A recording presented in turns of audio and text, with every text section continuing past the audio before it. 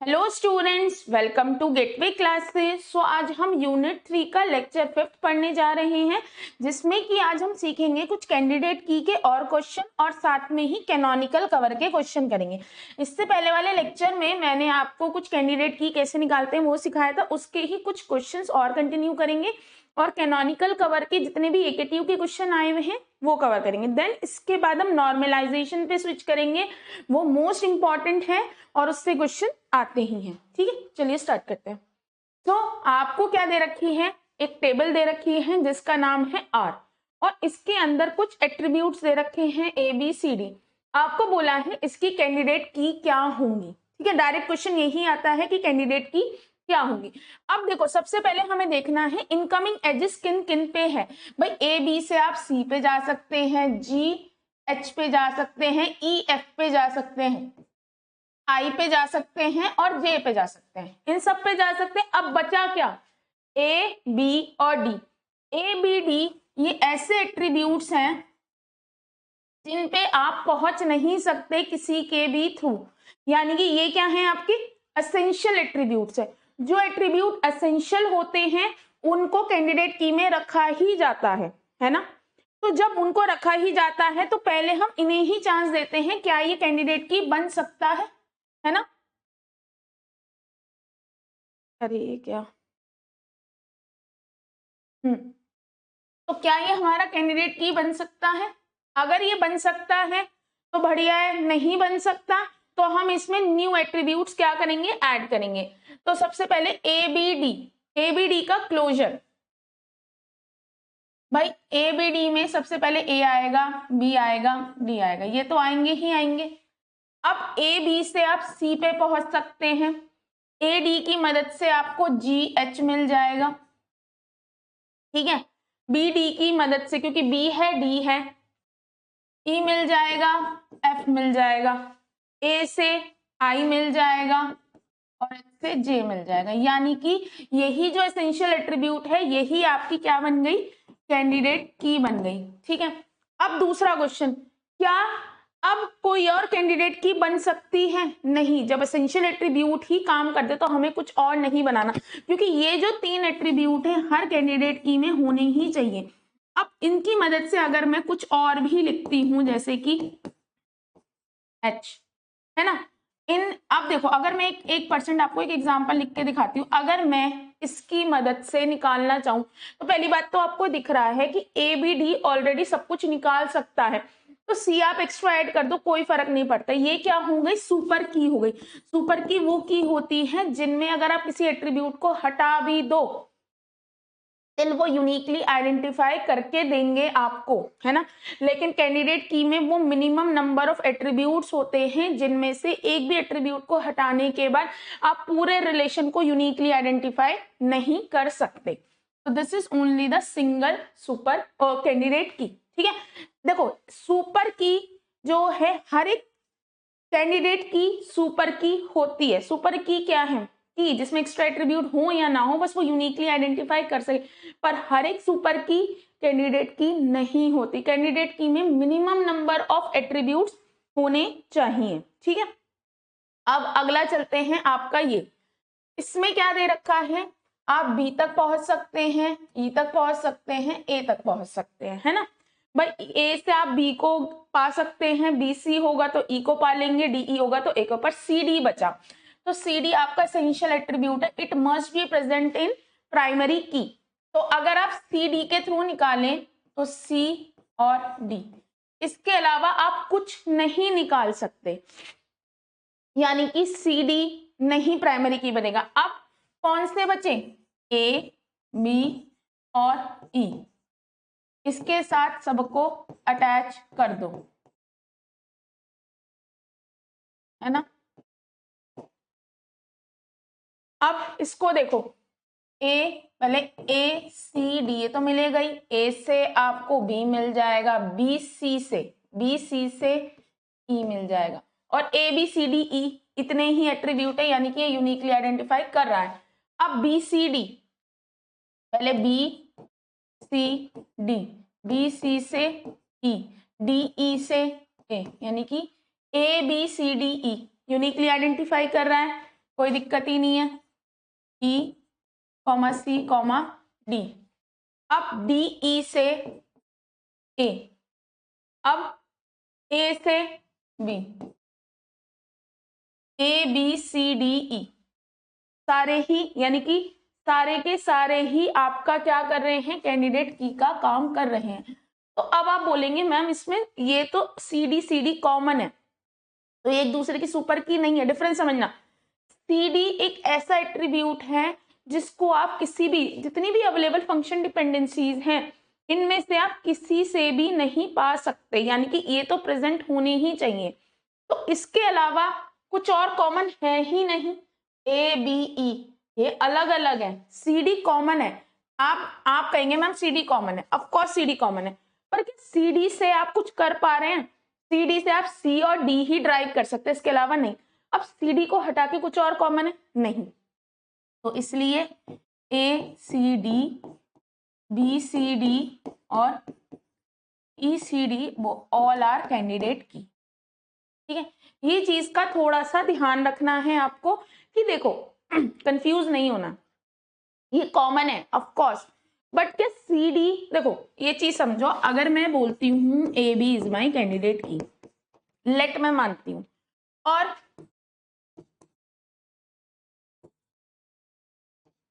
ठीक है, अब देखो इसमें कॉमन क्या है, ए बी अकेला यूनिकली आइडेंटिफाई कर सकता है पूरे रिलेशन को, इसलिए ये सुपर की है। आपका देखो ए बी यूनिकली आइडेंटिफाई कर सकता है, इसलिए ये सुपर की है। लेकिन यहाँ पे सी डी कॉमन तो है, लेकिन सी डी यूनिकली आइडेंटिफाई नहीं कर सकता। आप कहेंगे मैम ऐसा भी तो हो सकता है कि ए सी कर सके, नहीं कर सकता। क्यों नहीं कर सकता? देखो शॉर्ट ट्रिक सिखाने का तरीका क्या था कि सबसे पहले एसेंशियल एट्रीब्यूट को चेक करो और जो बचे हुए एट्रीब्यूट है उन्हें ऐड कर दो। आप अगर रीचेक करना चाहते हैं तो हम रीचेक कर सकते हैं। ए सी, मैं मानती हूँ कि आपका कहना है ए सी भी तो हो सकता है मैम, हाँ ए से बी गए, बी सी से ई गए, ठीक है, बट मेरे पास डी आएगा ही नहीं। देखो ए से बी और बी सी से ई मिल गए, 4 एट्रीब्यूट मिल गए, पर मेरे पास डी कभी नहीं आएगा। आप एक और एग्जांपल ले लें कि मैम अच्छा ठीक है आप ये कह रहे हो तो ठीक है, हम डी ई भी देख लेते हैं।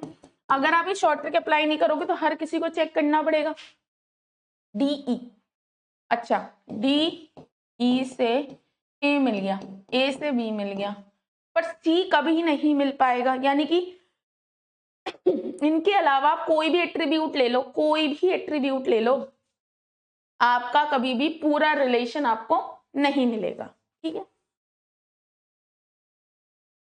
अब अगला क्या दे रखा है, ये दे रखा है ए बी सी डी ई और ये दे रखा है। ठीक है, आप इसमें कितनी बची है, एक और 3 और हैं। आपके यहां तक करने के बाद आपकी ऐसा कोई क्वेश्चन नहीं बचेगा जो आप कैंडिडेट की का कवर ना कर पाए। ठीक है, अब आप किस पे पहुंच सकते हैं, ए डी और यही है ना, ए बी डी ई, इन पे आप पहुंच सकते हो। सी एक ऐसा एट्रीब्यूट है जिसे लिखना जरूरी है, तो पहले इसको ही चांस देते हैं। सी से आप कहीं और पहुंच सकते हैं, नहीं पहुंच सकते, सिर्फ यही है। अब बाकी बचे हुए एट्रीब्यूट क्या है, ए बी डी ई, इसको सी के साथ अटैच कर दो, क्योंकि सी तक पहुंचा ही नहीं जा सकता, तो it must be the part of candidate की। अब ए सी, कुछ और कर सकते हैं नहीं, B C A D E, B C से ए डी ई पे पहुंच जाएंगे, सारे एट्रीब्यूट्स मिल गए, यानी कि ये एक आपकी कैंडिडेट की हो गई। अब डी सी, डी से बी, डी से बी, बी से सी, भाई देखो डी सी तो मिल जाएगा, डी से बी मिल गया, बी सी से मिलते ही ए और ई मिल गया। ठीक है, अब ई सी, ई से सी, यानी कि ये दो तो आपकी कैंडिडेट की आपको मिल गई, लेकिन ए सी और ई सी तो यूनिकली आइडेंटिफाई कर ही नहीं पा रहे। तो पहले तो ये दो तो मिल गए, अब जरा देखो क्या ए सी और ई सी है, क्या अगर हम इनको कंबाइन कर दें, यानी कि ए सी ई, क्या ये कर सकते हैं? ए सी ई, नहीं, ये नहीं कर सकते। क्यों नहीं कर सकते? देखो ए सी ई, खुद ए सी मिल जाएगा, पर मेरे पास कुछ ऐसा है ही नहीं जिससे मैं कंबाइन, तो सिर्फ मेरी दो बनेंगी कैंडिडेट की, यानी कि B C and D C are candidate key. ये दोनों आपकी क्या होंगी? कैंडिडेट की होंगी। ठीक है, तो आपको इनसे अब ये देखो कि कैसे हमें पता चला हमें रुकना है। मेन पॉइंट सीखो। सी से कुछ नहीं निकल रहा था, तो सी एक ऐसा एट्रीब्यूट है जिसे आप इन दो फंक्शनल डिपेंड, आप ये मत कहना कि मैम इस क्वेश्चन में तो सी है। देखो जो फंक्शनल डिपेंडेंसी दे रखी होगी उसी के अकॉर्डिंग डिसाइड होगा कि कोई एट्रीब्यूट एसेंशियल है या नहीं। तो इन दोनों की मदद से आप पहुंच नहीं सकते कैसे भी करके, तो आप क्या लिखोगे? A C B C D E. अब ये दो तो हो गए, अब ये दो बचे, तो इसमें जो कॉमन था वो एक बार ले लिया, तो अब आगे तो हम कुछ कर ही नहीं सकते, यहीं पे हम रुक गए। अब आपका ये आया ए बी से सी, सी से बी, डी से बी, एफ, ई से एफ, एफ से ए। डी एक ऐसा एट्रीब्यूट है जिससे आप किसी पे भी नहीं पहुंच सकते, मतलब कहीं भी नहीं लिखा। देखो यहाँ की साइड, इधर की साइड कहीं नहीं लिखा है। जब कहीं नहीं लिखा है तो डायरेक्टली डी को सबसे पहले हम चांस देते हैं। डी, डी से बी पे पहुंच गए और एफ पे पहुंच गए। अब एफ से ए मिल गया मुझे, भाई देखो डी से बी एफ पहुंच गए, एफ से ए मिल गया, ए बी के मिलते ही सी मिल गया। ठीक है, अब सी के मिलते ही बी मिल गया, और लेकिन ई नहीं मिल पा रहा। मतलब आप देखो ए बी से सी मिल गया, सी से बी मिल गया, लेकिन एफ जो एक ऐसा एट्रीब्यूट है आप उस तक कैसे भी नहीं पहुंच पा रहे हो, है ना। तो अब क्या करेंगे? अब हमारे पास दूसरा ऑप्शन क्या है? हम सी तक नहीं, डी तक नहीं पहुंच सकते, और एक सेकेंड, ई भी तो है हमारे पास। ये दो हैं, हमने देखा नहीं, दो हैं, हम दोनों का देखें, डी और ई, है ना। ये दो एट्रीब्यूट है क्योंकि सी बी, हाँ, तो डी से बी एफ, ठीक है, एफ से ए, ई से एफ, ए बी से सी, एक सेकेंड, ए बी से सी, सी से बी। तो क्या ये मेरे पूरे निकल गए? देखते हैं, हमारे ये पूरे निकल गए।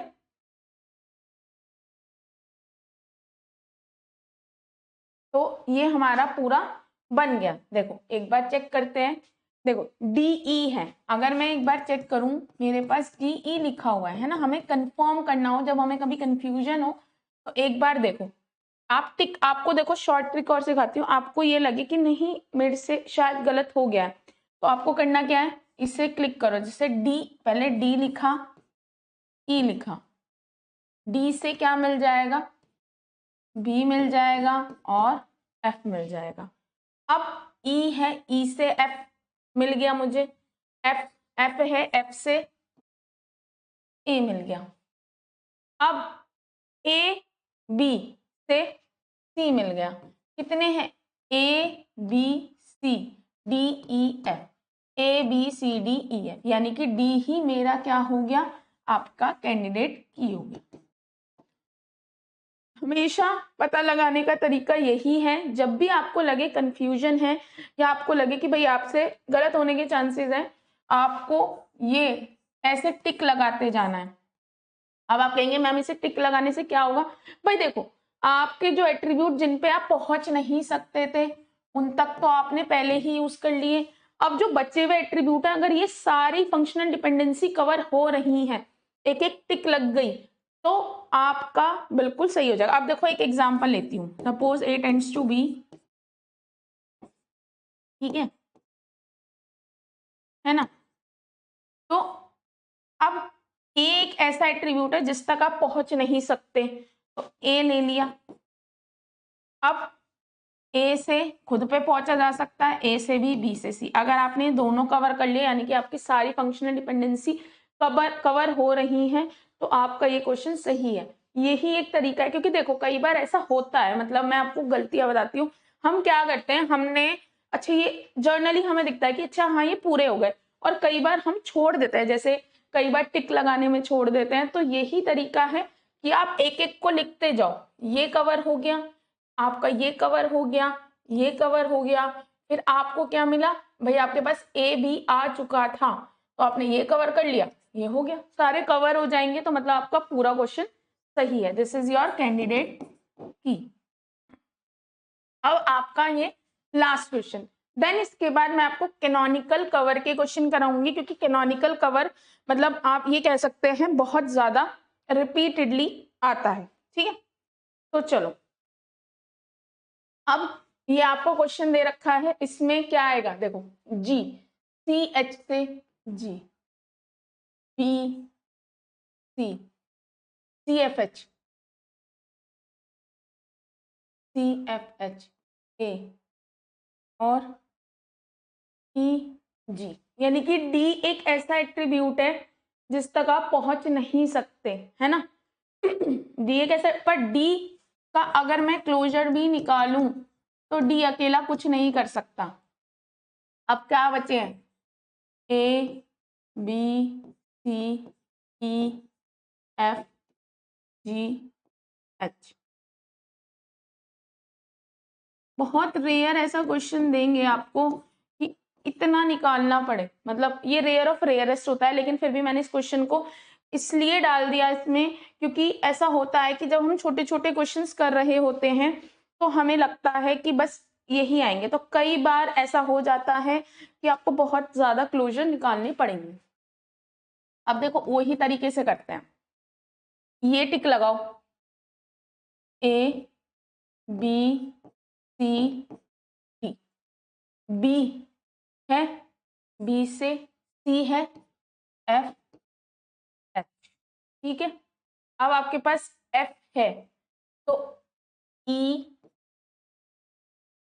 और जी, ई है तो ए ऑलरेडी कवर हो गया, सी एच है तो जी, 1 2 3 4 5 6 7 8, 1 2 3 4 5 6 7 8, ये कवर पूरा हो गया। ठीक है, फिर अब किया, जब ये लॉन्ग क्वेश्चन आते हैं तब आपको जरूरत पड़ती है इस तरह से करने की, बी और डी, बी से सी एफ एच, है ना। अब एफ से एफ मिलते ही आपको क्या मिल गया, ई जी, ई से ए मिल जाएगा, और इससे बी सी, सी एफ से क्या मिल गया जी, 1 2 3 4 5 6 7 8, यानी कि बी डी भी आपका क्या हो गया, यहाँ पे कैंडिडेट की हो गया। यानी कि ये कह सकते हैं जब बड़े क्वेश्चन आएंगे तो ये जो मैंने आपको ट्रिक बताई है ये मदद करेगी कि आपकी सारी फंक्शनल डिपेंडेंसी कवर होनी चाहिए।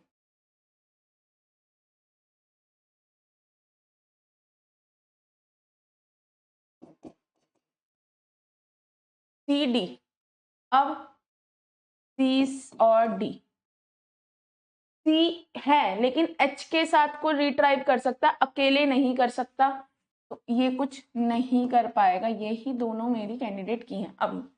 अब ई, ई डी, ई से ए, ए से बी सी, बी से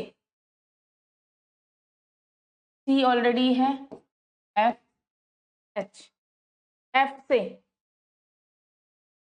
ई जी, सी एच से जी, 1 2 3 4 5 6 7 8, है ना, ये हो गई, यानी कि this is also my candidate की। अब एफ डी, एफ और डी, एफ से ई जी, है ना, एफ डी, एफ से ई, जैसे पहले से हटा देते हैं वरना कंफ्यूजन होगा। हमने ये वाला कवर कर लिया है ना, अब ई से ए हो गया, बी, बी तो है नहीं, ए से बी और सी मिल गया। अब बी से मुझे सी एफ एच मिल गया, सी एच है जी मिल गया, यानी कि this is also my 1 2 3 4 5 6 7 8, this is also my candidate की। जब छोटे होते हैं ना मतलब फंक्शनल डिपेंडेंसी, तब तो ये करो ना करो, लेकिन जैसा ये मैंने क्वेश्चन दिखाया, इसमें अगर मैं ऐसे लाइन क्लिक ना करूँ ना, तो हम कोई ना कोई छोड़ देंगे, ये होता है। तो आपको ये चीजें याद रखनी है, आप इसको प्रैक्टिस बनाएं कि भाई मेरे को अंडरलाइन करना ही है, चाहे पेंसिल से करें, क्योंकि इट्स अ ह्यूमन नेचर कि हम थोड़ा सा कर देते हैं कई बार। जी एच, अब भैया जी तो ऐसा कुछ है नहीं यहाँ, और एच अकेले से कुछ हो नहीं पाएगा, तो this is also wrong. H H D कुछ नहीं कर सकते, है ना। तो मेरी क्या मिली अब, अच्छा कौन कौन सी बच गए, सी डी, जी डी और एच डी, है ना। सी डी, जी डी और एच डी। अब आप कहेंगे मैम दो दो का बना लेते हैं, C G D, C H D, ये तो बनेगा। सी डी को इसके साथ कंबाइन कर दो, इसको इसके साथ कंबाइन कर दो, क्या ये कर सकता है, सी जी डी। सी, ना तो सी है अकेला, ना जी है, ना डी है, कुछ नहीं कर सकता। अब C H D, C H G, ये हो गया कवर, और ये भी नहीं कर सकता। तो अब इनका क्या चार का कॉम्बिनेशन बना है, हाँ वो भी करके देख लेते हैं, C H G D, C H G D, C H से जी, जी तो ऑलरेडी मिल रहा है, और ये कुछ नहीं कर सकते। तो इस तरह से हमें देखो, अगर आपको जब ये दो दो के मिले, तो आपको ये देखना है कि जो बिना बने हुए हैं उनको कंबाइन करना है, फिर जब ये ना बने तो चार के कंबाइन करने हैं। बट आगे कुछ बन ही नहीं रहा है, क्योंकि चाहे आप चार में कंबाइन कर लो, तीन में कंबाइन कर लो, कहीं भी सॉल्यूशन नहीं मिल रहा है। जब ऐसा हो जाए तो आपको रुक जाना है। तो आपकी कौन कौन सी कैंडिडेट की मिली है, A D, B D, E D और F D, all these are my candidate key, ठीक है। तो ये क्वेश्चन कराने का, जो ये लास्ट वाला क्वेश्चन था, उसका कराने का मेरा मोटिव यही था कि आप ये समझ सकें कि कई बार ऐसे क्वेश्चन आते हैं कि आपको लॉन्ग क्वेश्चन करने पड़ सकते हैं, ठीक है, कि मतलब आपको 3 तक 4 तक जाना पड़ सकता है, ठीक है। अब चलो मैं इसमें एक बार, अब आते हैं हमारे कैनोनिकल कवर के क्वेश्चंस। मैं आपको एक आध और करा देती हूँ, क्योंकि ये इंपॉर्टेंट है, ये आएगा ही, मतलब आता है 7 क्वेश्चन। देखो, find canonical cover, minimum cover, मैंने बताया था क्यों नीडेड होते हैं। कई बार क्या होता है, इतनी बड़ी फंक्शनल डिपेंडेंसी जो काम कर रही होती है, वही वो छोटी काम कर रही होती है। तो सबसे पहले हमें क्या करना होता है, डिकम्पोजिशन करना होता है। एक चीज और बताती हूँ, कैनोनिकल कवर को करने के काफी तरीके हैं, आपको कई तरीके दिखेंगे, कॉलेज में भी कई तरीके कराए जाएंगे। एक और तरीका है जो कराया जाता है, लेकिन वो जो तरीका है वो थोड़ा सा टिपिकल पड़ता है। अब टिपिकल क्यों पड़ता है, क्योंकि उसमें लॉजिकल थिंकिंग आ जाती है। यहाँ पे तो आपको एक रूल पता है कि पहले इधर की साइड के तोड़ने हैं, फिर वो करना है, तो वो बच्चा फिर भी याद कर लेता है। तो ऐसे समझो, एक क्वेश्चन को करने के काफी तरीके अवेलेबल हैं, तो ऐसा नहीं है कि वो तरीका गलत है या ये सही है, आप किसी भी तरीके से कर सकते हैं। बट ये वाला मैं प्रेफर करूंगी, क्योंकि इसमें आपकी गलती नहीं होगी, मतलब बहुत कम चांसेस हैं गलतियां होंगी, ठीक है। तो सबसे पहले हमारा काम होता है डिकम्पोजिशन का, बट एज इन दिख रहा है नो, ऑलरेडी ऑलरेडी डिकम्पोज है, कोई ऐसा है ही नहीं कि हमें क्या करना है। आपको पहले इधर की साइड की रिडंडेंसी निकालते हैं ना, इधर कुछ है ही नहीं। सेकंड क्या है, आपके जो एक्स्ट्रा फंक्शनल डिपेंडेंसीज है उन्हें रिमूव करना, हम डायरेक्टली वहीं पहुंच जाएंगे। अब डिकम्पोजिशन मतलब होता है राइट हैंड साइड पे अगर ऐसे लिखा होता A B tends to C D, तो आप पहले क्या करते, A B tends to C और A B tends to D, ये करते हैं ना। तो सबसे पहले अब हम ये काम पहले ही हो रहा है, तो हमारा काम क्या है, चेक करना कि कोई फंक्शनल डिपेंडेंसी एक्स्ट्रा तो नहीं है या उसके हटने से हमारा काम से। तो पहले ए क्लोजर निकालो, ए क्लोजर ए से बी और बी से सी, है ना।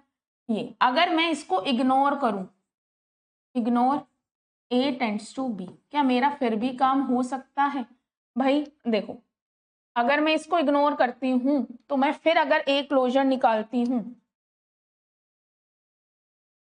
तो ए से सी, है ना, और ए सी से बी, यानी कि अगर ये नहीं होगा तब भी मेरा काम चल रहा है, क्योंकि अगर ये नहीं है तो ए से सी और ए सी से बी, यानी कि अब जब कोई हट जाए तो आपको दोबारा लिखना है, मेरी न्यू फंक्शनल डिपेंडेंसी क्या आ चुकी है, B tends to C, A tends to C, A B tends to B, A B tends to C और A C tends to B, यानी कि ये वाली मेरी फंक्शनल डिपेंडेंसी हट गई। और अगर आप कंफर्टेबल हैं कि आप डायरेक्टली क्वेश्चन कर सकते हैं बिना मतलब उसके, तो आप ऐसे भी छोड़ सकते हैं। अब अगला देखते हैं बी का क्लोजर।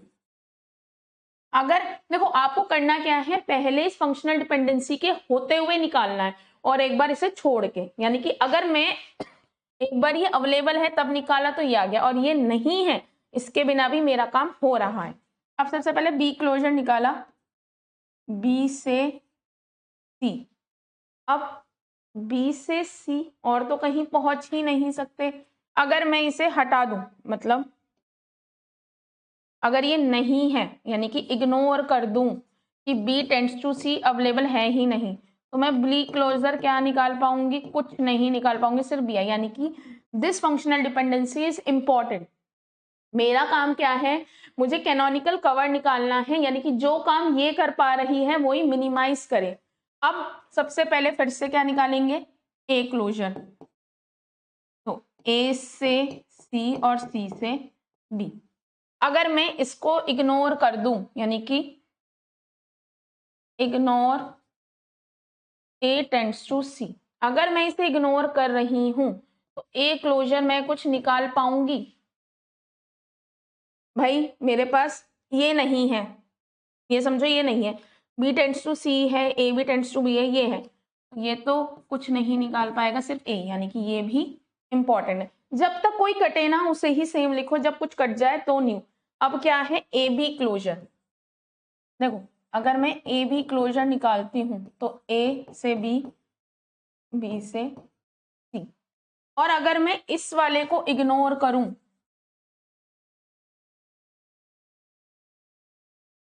अगर मैं इसे इग्नोर करूं तो ए बी क्लोजर क्या निकल पाएगा मेरा? अगर ये नहीं है ना तब भी मैं ए बी सी निकाल पा रही हूँ, क्योंकि तीन एट्रीब्यूट ए बी सी हटा पा रही हूँ, तो यानी कि ये इंपॉर्टेंट नहीं है। यानी कि जब मेरा कोई चेंज हो जाए तो दोबारा से लिख दो, B tends to C, A tends to C, A B tends to C और A C tends to B. ठीक है, यानी कि ये दो तो हो चुके हैं। अब इसको चेक करना है, तो पहले इसके इसके होने पे ए बी क्लोजर निकालो। अगर आप निकालते हो ए बी सी, अगर आप इसे इग्नोर करते हो तो तब क्या निकलेगा? देखो, अगर ये नहीं है तो ए बी और सी, तब भी मेरा, अगर ये नहीं है ना तो भाई ए बी का क्लोजर ए बी तो है ही और ए से सी, यानी कि इसके बिना भी मेरा काम चल रहा है। ये नहीं होगा तब भी मेरा काम चल जाएगा, यानी कि अब मेरे पास न्यू मिल गई, B tends to C, A tends to C और A C tends to B, है ना। इसका होना ना होना मतलब इक्वल है, कोई जरूरत नहीं है। अब क्या बची, ये, है ना। अब अगर मैं ए सी क्लोजर निकालूं तो कितना आएगा, ए सी बी, है ना। अगर निकालूंगी ए सी क्लोजर तो आपका ये निकल के आएगा, है ना, सिंपल। अब अगर मैं इसको इग्नोर करूं, यानी कि ए सी नहीं है,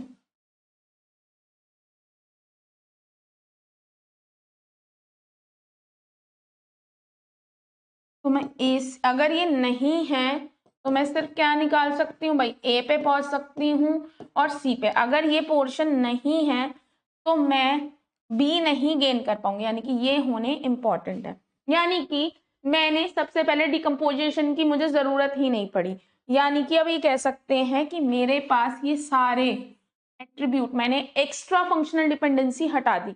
ना तो मेरी राइट हैंड साइड पे एक्स्ट्रा एट्रीब्यूट है, ना मेरी कोई फंक्शनल डिपेंडेंसी। बट अब क्या रह गया, ये चेक करना। तो इसको हम नेक्स्ट लाइन पे लिखते हैं, पहले लिख सकते हैं B tends to C, B tends to C, A tends to C और A C tends to B, है ना। ये तीन बची हैं, अब इन तीनों को चेक करना है। मतलब ये दो तो हो चुके हैं, अब इसको चेक करना है। पहले ए सी क्लोजर निकालो, ए सी क्लोजर ए सी बी। अब ये देखो क्या सिंगल ए से या सिंगल सी से कुछ निकल सकता है? सिंगल ए से सी, है ना। और देखो सिंगल ए से, यानी कि अगर ए से सी और ए सी से मिलते ही आप कहाँ पहुंच गए, बी पे, है ना। अगर आप सिंगल ए से भी निकालो तो काम हो गया, लेकिन अगर सिंगल सी से निकालना चाहो तो नहीं निकलेगा। यानी कि सी का होना, आप कहेंगे कि मैम ये तो अभी इस टाइम पे ये है, हाँ ये इस टाइम पे है, लेकिन अगर आप सिंगल ए लिखोगे तो इन फंक्शनल डिपेंडेंसी में सिंगल ए से भी आप काम कर सकते हो, जबकि सिंगल ए से काम नहीं होगा, क्योंकि ए से सी निकल रहा है। अगर आप ये चीज देखो, ए से सी निकल रहा है और ए सी से बी, तो ये सी तो एक एक्स्ट्रा एट्रीब्यूट है, इसके हुए बिना भी काम हो जाएगा। यानी कि आप क्या लिखोगे, जब सिंगल ए सी से ये निकल रहा है, सिंगल ए से भी निकल सकता है, तो सी का होना जरूरी नहीं है, और सी से आप कुछ खास निकाल भी नहीं पा रहे हो, तो आप लिख सकते हो B tends to C, A tends to C और A tends to B. This is my canonical cover या मिनिमम कवर। जो काम ये करके देगी ना इतनी बड़ी फंक्शनल डिपेंडेंसी, यानी कि जो ए बी सी का क्लोजर जो ये निकाल के देगी वही ये काम करके देगी, ठीक है।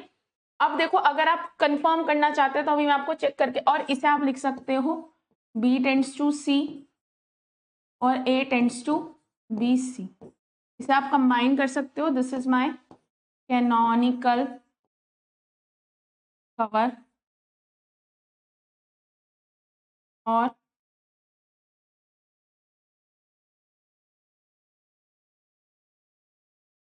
मिनिमल कवर, ठीक है। अब देखो आप अगर यहां इसमें देखा जाए तो बी से सी निकल सकता है, बी से सी। अगर मैं सिर्फ बी का क्लोजर निकालूं, यहाँ पे आप चेक करते हैं, अगर इसके हिसाब से ए का क्लोजर, बी का क्लोजर और सी का क्लोजर निकाला जाए तो ए से आप बी निकाल लोगे और बी से सी निकाल लोगे, है ना।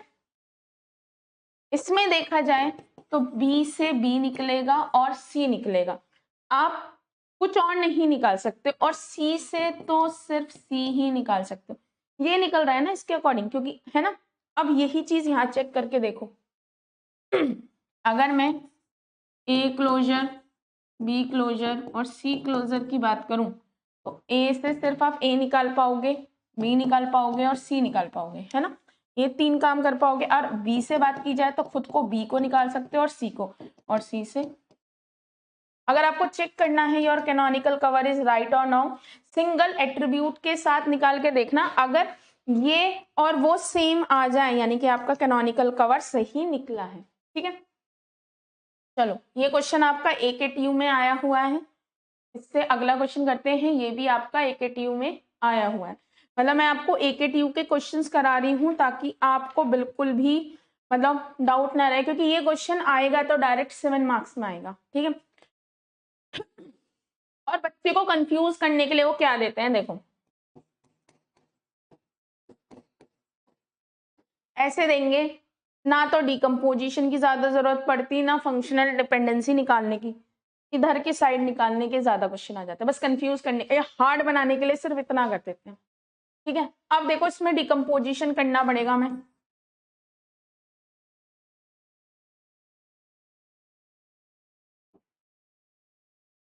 x tends to y, x tends to z, y tends to z, x tends to y।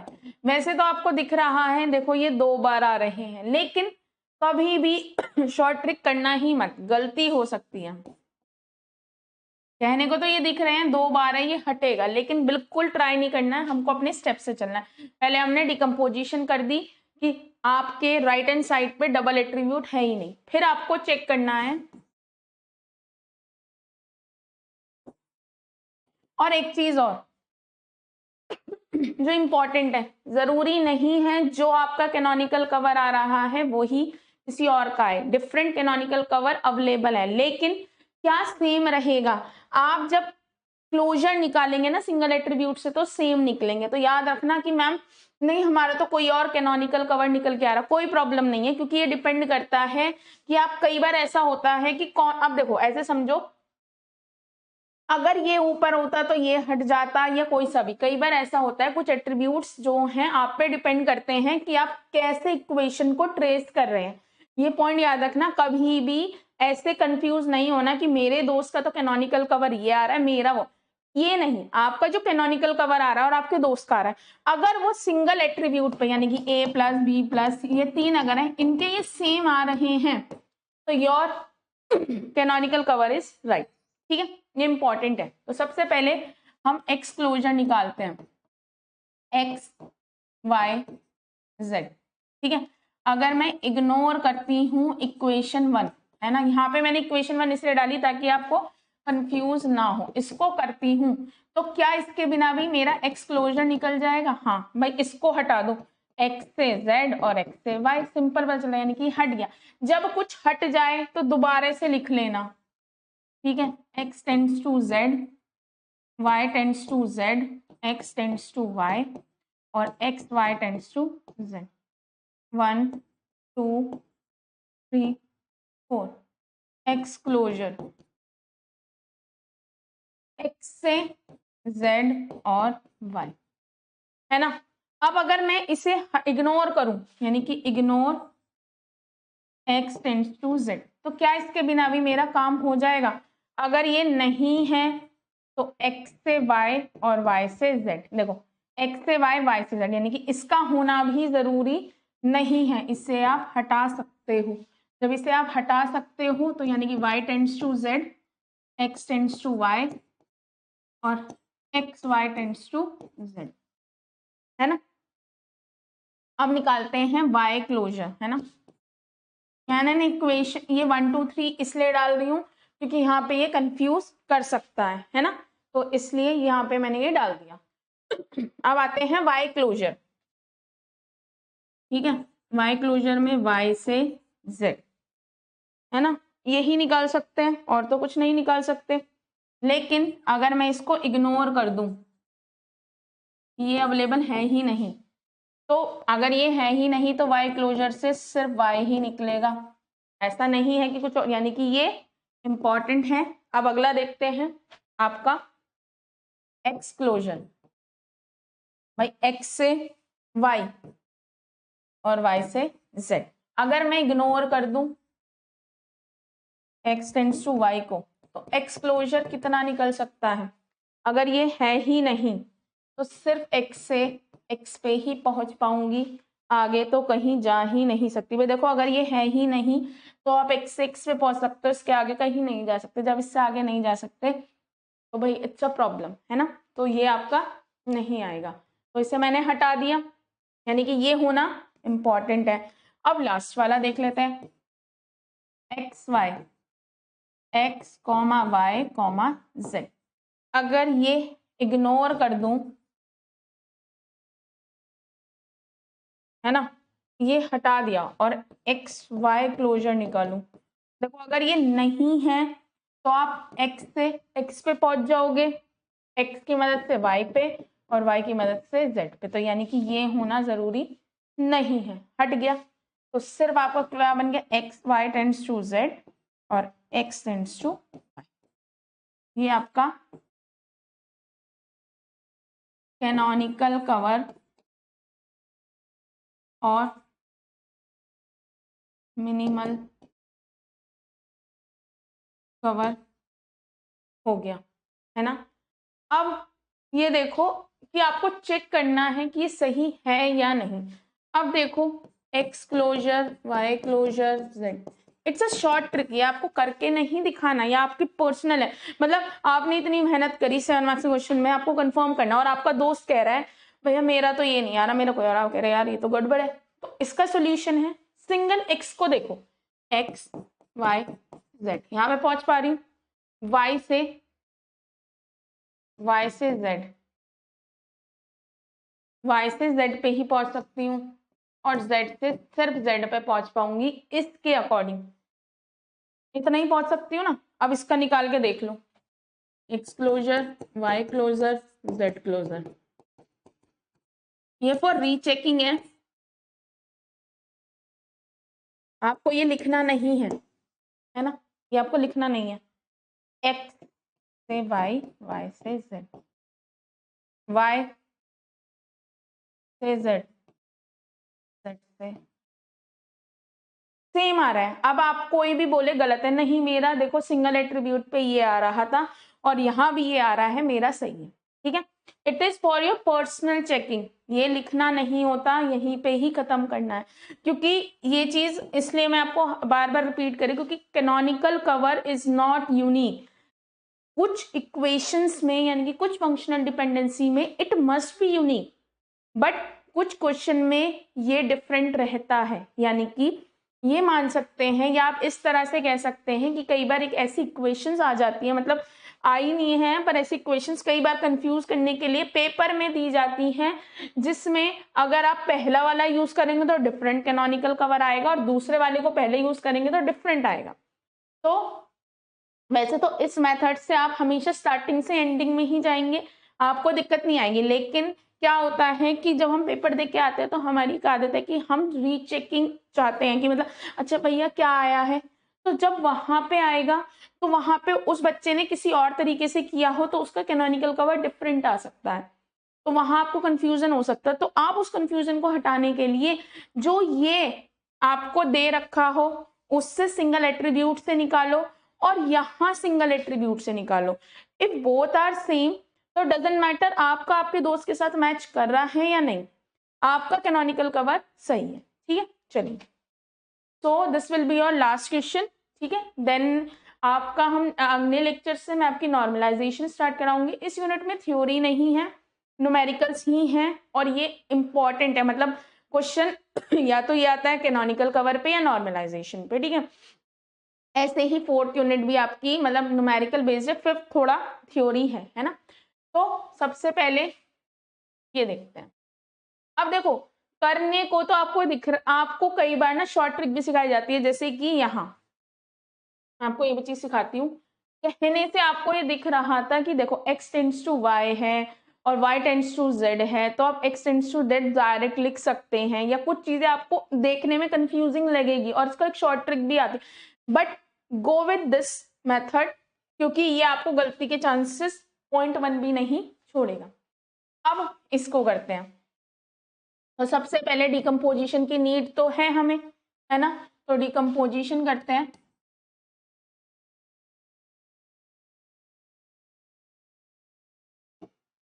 B tends to A, AD tends to B और AD tends to C, C tends to A, C tends to B और C tends to D, ये आपके हो गए। अब इनमें देखो अगर कई बार सिमिलर होते हैं तो आप नंबरिंग डाल सकते हैं, वरना आप अगर इग्नोर भी करते हैं तो भी ऐसा कुछ नहीं है, ठीक है। इट्स आपके टोटल, ये मतलब टोटल आप पे है डिकम्पोजिशन के नंबरिंग लिखना या नहीं लिखना, ठीक है। चलो, तो सबसे पहले हम B टेंड्स टू A करते हैं, तो सबसे पहले B क्लोजर निकालते हैं। अब देखो आपको ये देखना है कि आपके सारे एट्रीब्यूट हैं या नहीं। कई बार देखो consider another set of functional dependency, कई बार ऐसे भी लिखा जाता है आपको दूसरी सेट का फंक्शनल डिपेंडेंसी बनानी है, ठीक है। तो ये आपको लिखा हुआ है, आपको कई बार क्वेश्चन घुमाने के लिए ऐसे लिख के दे देंगे, तो आपको पता है इस टेबल में कितने हैं, A B C D, क्योंकि A B D और C के अलावा कुछ नहीं है ना। तो अब B, बी से ए पहुंच रहे हैं और तो कहीं पहुंच नहीं सकते। अब अगर मैं इग्नोर कर दूं बी टेंड्स टू ए को, है ना, तो मैं बी क्लोजर से कुछ निकाल सकती हूँ? नहीं, बी से बी निकाल सकती हूँ, दैट इज इम्पॉर्टेंट, है ना, इससे पता लग गया। अब अगला एडी क्लोजर। वैसे देखो मैं आपको एक शॉर्ट ट्रिक भी दिखाऊंगी, अगर आप एक बार एडी क्लोजर निकालें, एक बार इसको इग्नोर कर ले, कई बार इस बार, पर ये भी गलती के चांसेस है, तो हमेशा स्टेप बाय स्टेप फॉलो करना है। ए से डी, बी और सी मुझे मिल जाएगा भाई, देखो सीधा ए डी से बी, ए डी से सी। पर अगर मैं सेकंड वाला इग्नोर करती हूँ, यानी कि A D tends to B, अगर मैं ये इग्नोर कर देती हूँ और ए डी क्लोजर निकालती हूँ, तो क्या निकलेगा भाई? पहले ए से डी, डी ये है नहीं, है ना, डी से बी, सॉरी डी से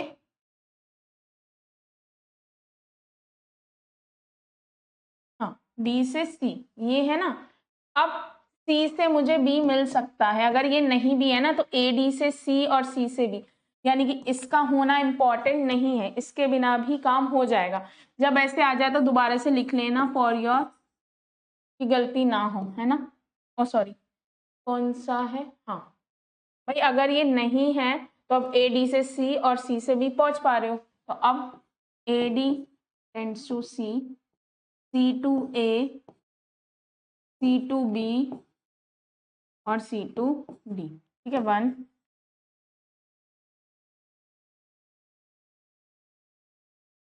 है ना।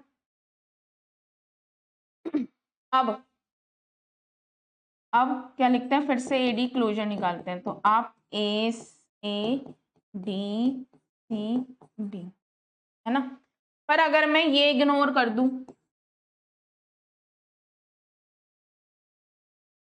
है ना, ये वाला इग्नोर कर दूंगी और मैं ए डी क्लोजर निकालती हूँ, तो ए से डी, ये, पर मैं आगे कहीं नहीं पहुंच सकती, यानी कि दिस इज ऑल्सो इम्पॉर्टेंट, क्योंकि इसको हटाने के बाद मैं वो चीज गेन नहीं कर पा रही हूँ जो मुझे पहले मिल रही थी। यानी कि देखो अगर मैं इसे हटा देती हूँ तो भाई मैं ए डी के आगे कहीं पहुंच नहीं सकती, तो दैट इज इम्पॉर्टेंट, यानी कि ये दोनों आपके क्या हो गए, इम्पॉर्टेंट। और देखो 90% आप ये मान के चलो कि ये वाले जो डबल वाले इधर की साइड के आते हैं वो रहते ही हैं, है ना।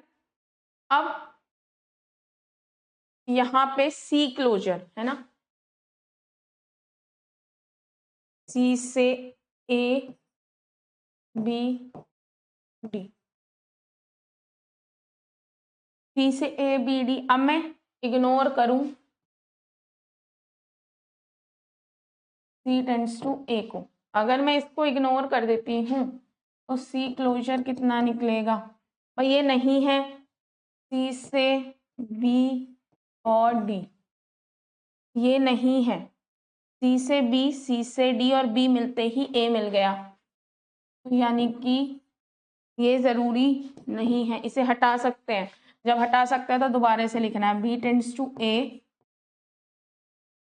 D tends to C, C tends to B और सी टेंड्स टू डी। भाई ये दोनों तो मेरे हो चुके थे, अब दोबारा से सी क्लोजर निकालो, सी बी डी और बी से ए मिल गया। अब अगर मैं इग्नोर करूं सी टेंड्स टू बी को, यानी कि ये नहीं है, तो मैं क्या निकाल सकती हूँ, सी से डी, अगर ये नहीं है तो सी से डी निकलेगा, इसके आगे कुछ नहीं निकल पाएगा, यानी कि ये होना जरूरी है ना।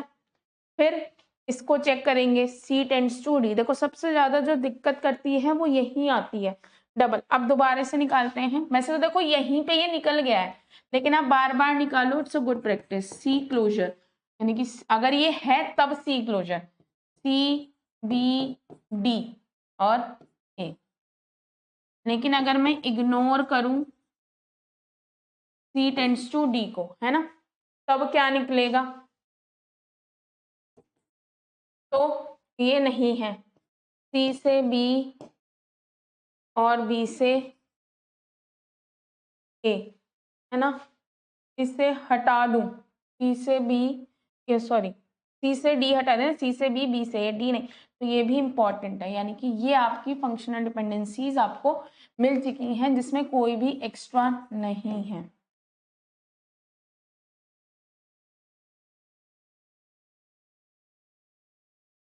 अब आपका नेक्स्ट मोटिव है, ये जो डबल वाली लेफ्ट हैंड साइड पे है, इसको आपको चेक करना है। तो सबसे पहले ए डी का क्लोजर, ए का क्लोजर और डी का क्लोजर। अब ए डी से आपको ए डी सी, सी से बी मिल गया। अगर आप सिंगल ए की बात करो तो सिर्फ ए मिल पाएगा, और सिंगल बी की बात करो तो सॉरी बी कह रही हूँ, डी की बात करो तो सिंगल डी आपको मिल पाएगा, यानी कि आपको नहीं मिल पाएंगी, है ना। तो एक तरह से ए डी होना इम्पॉर्टेंट है, इसके बिना काम नहीं चल सकता। तो ये आपकी क्या आ गया, canonical cover. This is your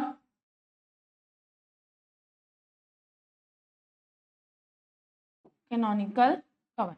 अब इसके बाद अब आपको चेक करना है, तो देखो simply A closure, B closure, C closure, D closure.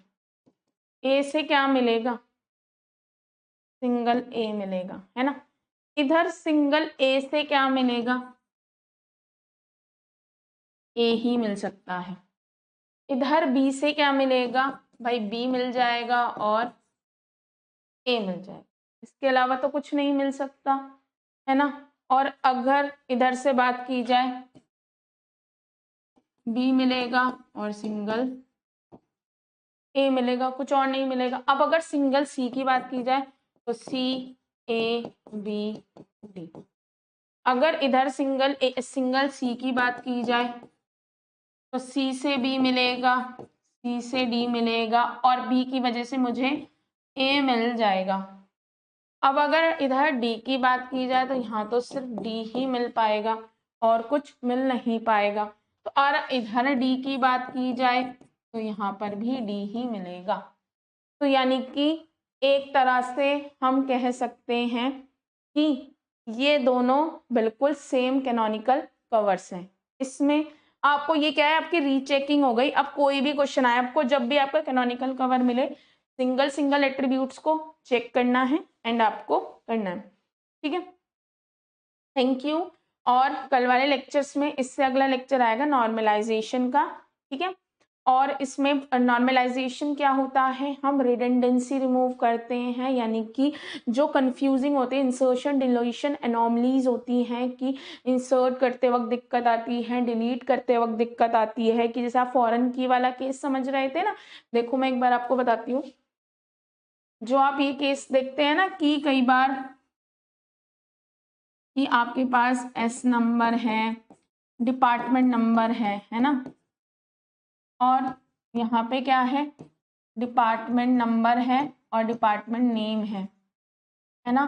कि यहाँ पे आप ये क्या है, फॉरेन की का काम कर रही है, ये किसका काम कर रही है, आपका प्राइमरी की का, है ना। तो यहाँ पे ऐसे कोई एट्रीब्यूट नहीं, ऐसा कोई वैल्यू नहीं हो सकती जो यहाँ ना हो।